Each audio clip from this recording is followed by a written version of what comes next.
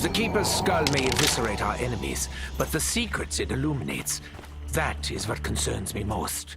Hey everybody, what's going on? Baru here, and today I'm going to be showing you how to get the skull of non-Sapwe in the new Black Ops 3 DLC, Zetsubou no Shima. The skull itself has two different properties, being able to mesmerize zombies, rendering them completely immobile and completely harmless, including the mutant zombies themselves, or being able to eviscerate anything in your path that you have sight on, again, including the mutant zombies.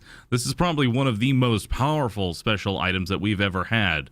So let's show you how exactly to unlock this thing. So in order to get started, you're going to need to find the skull shrine itself, which is not too far away from your spawn. Just take a right out of your spawn, and then at the next door, take another right. You're going to find this shrine here with 4 different skulls on it, and under each of those skulls is going to be a different symbol. These symbols will change every single time that you play the game. So you're going to need to find the symbol with each skull and match it to its corresponding pedestal.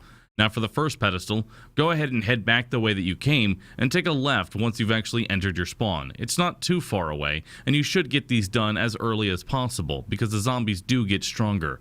Anyway, once you've found the pedestal, take a look at the symbol that's on top of it and go back to the shrine and find the corresponding skull. Once you have the skull, take it back to the pedestal and place it inside. Once you've done that, a bunch of zombies are going to start spawning for a brief period of time.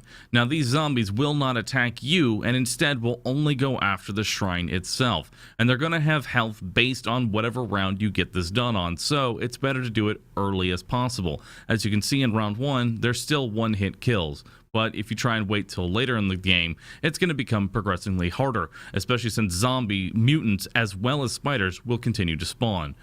Anyway, once you've killed enough zombies, or rather enough time has passed, the skull will be fully charged and you can proceed on your way. So go ahead and take the skull and go back to the shrine and place it down. Now in order to unlock the skull, you're going to need to do this 3 more times. So in order to get to your second pedestal, head back to your spawn and go out the left door this time. Go ahead and go straight from there, and you're going to find another door leading to a crashed plane. Next to that crashed plane is going to be the next pedestal. Same as the last one. Look at the symbol that's actually on the pedestal itself and find the corresponding skull and put it down. Same as last time, you're going to have a bunch of zombies that are going to try and attack the pedestal, and you will be free to kill them as necessary. Now the second time you do this, you're also going to have spiders that spawn alongside you, so that's something to keep in mind. If you haven't bought a weapon yet, you may end up having a little bit of trouble, as they are not one-hit kills with your knife on round 1, and they do take a little bit of damage, so that's something to keep in mind. Now if you do end up going down, that's not the biggest deal, because it does not auto-fail you if you go down. Instead, it will fail if it takes too much damage. If it does end up taking too much damage, then unfortunately you're going to have to wait till the next round to attempt this again, as the skull will have shattered.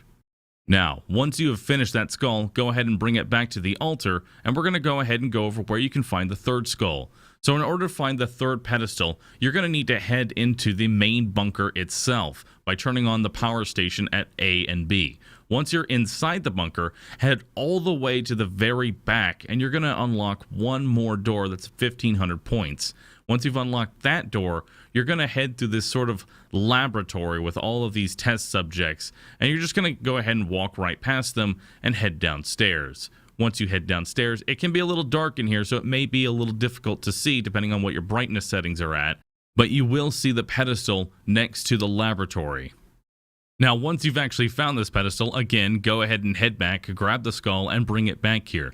Now, this time, when you end up killing the zombies, you're also going to have a mutant that spawns. My advice is to completely ignore the mutant, as it will go after you and not the pedestal. So the best advice here, considering how early you do this, your guns may not be good enough to kill him, as he is very powerful. So rather than waste a bunch of ammo for a zombie that's not going to give you any points, you might as well just run around him and kill the zombies that are attacking the shrine. This is a much more efficient way of doing this. Now, once you've done that, it's time to go ahead and find the last skull location as well. So head back into the bunker, and going in from the front, take a left here into the power room. Now from there, take another left, and you're going to be heading back outside towards the docks behind another 1,500 point door. There you will find the last pedestal that you need to use in order to unlock this skull. Now for this one, you are going to have potentially a zombie or potentially spiders, or maybe even both. It's been a little bit random on the fourth skull, as it kind of gives you a little bit of everything. Now, you should have a couple of guns by this point if you're doing your fourth skull, but you can finish this off by about round 4-ish, depending on how many people are in your game and how badly you want to unlock this, which, considering how powerful it is, it wouldn't be a bad idea to unlock this as quickly as possible. Now, once you've done the fourth skull, you can go ahead and head on back to the altar. Once you're at the altar, go ahead and place down the final skull, and a shock of lightning will hit the altar, revealing a new secret area. This secret area is a little sort of arena that you're going to have to use before you can actually use the skull. So go ahead and go into the arena and activate the skull. From there, you're going to have a bunch of keepers coming in from all sides of the room to try and kill you. You're going to need to kill a certain amount of keepers based on how many players are in the game, but thankfully, these keepers are actually very low health. They what appears to be as only round 1 health, so they only take 1 to 2 bullets depending on the weapon that you're using, and will die in a single knife as well. So it can be relatively easy to deal with this.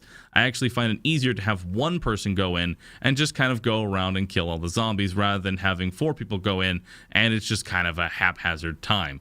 In addition, once you are in here, no zombies, spiders, and mutant zombies will spawn while you're doing this, so that's something to keep in mind.